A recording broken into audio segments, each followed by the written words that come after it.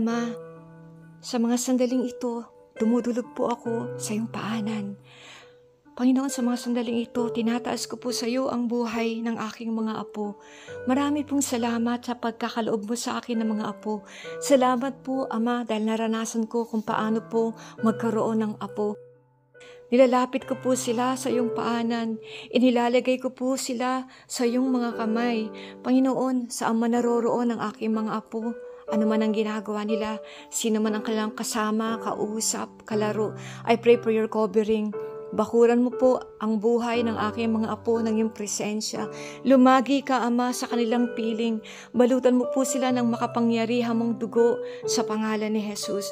Panginoon, ilayo mo po ang aking mga apo sa anumang uri ng karamdaman na lumalaganap, mga sakit na katulad ng hand, foot and mouth disease, lahat ng mga viruses, mga sakit na dala, Panginoon, na mga bakterya, mga sakit na walang lunas, mga sakit na nakakahawa.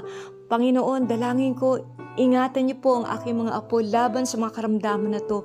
Bigyan mo po silang malakas na katawan, malusog na pangangatawan, malakas na immune system. Higit sa lahat, dalangin ko po, Panginoon, bigyan mo po ng karunungan ang aking mga apo upang sa ganon, lagi silang manguna sa pag-aaral, sa paaralan.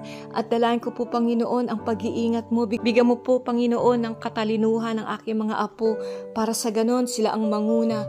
Panginoon, tinahawakan ko ang salita mo sa Deuteronomy 28 verses 1 and 2 na sinabi mo sa iyong salita na kapag ako'y naglingkod sa iyo, na kapag ginawa ko ang lahat ng utos mo, lahat ng mga pagpapala, ibibigay mo sa akin at sa aking asawa, sa aking mga anak, maging sa aking mga apo.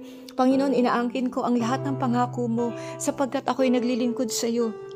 Panginoon, dahil ako'y naglilingkod sa iyo ng tapat, inaangkin ko, Panginoon, ang mga pangako ng pagpapala sa buhay ng aking mga apo na sinabi mo, ang aking mga apo, hindi sila magiging buntot, sila ang magiging ulo, hindi sila magiging kolelat, lagi silang mangunguna, hindi sila manghihiram, hindi sila mangungutang, kundi sila pa ang magpapahiram. At saan man sila pumaroon, sila ay magiging pagpapala. Saan mang lugar sila pumunta, sa probinsya, sa syudad, ang presensya mo ay sasama sa kanila at lahat ng hahawakan ng kanilang mga kamay ay magiging pagpapala. At sinabi mo pa, Panginoon, na itataas mo ang aking mga apo, itataas mo sila, magiging tanyag sila, Panginoon, sapagkat ikaw, ang presensya mo ang laging sasama sa kanila.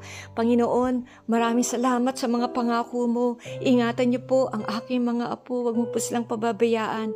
Sapagkat, Panginoon, alam ko kapag sila ay nasa iyong kamay, sila ay magiging ligtas, Panginoon. Dalangin ko, Lord, nagabayan niyo po sila, bigyan mo po sila ng mabubuting kaibigan, mga kaibigang may takot sa iyo. Layo mo po ang mga apo ko sa masamang impluwensya ng mundo, Panginoon, masamang impluwensya ng tao sa pangalan ni Jesus.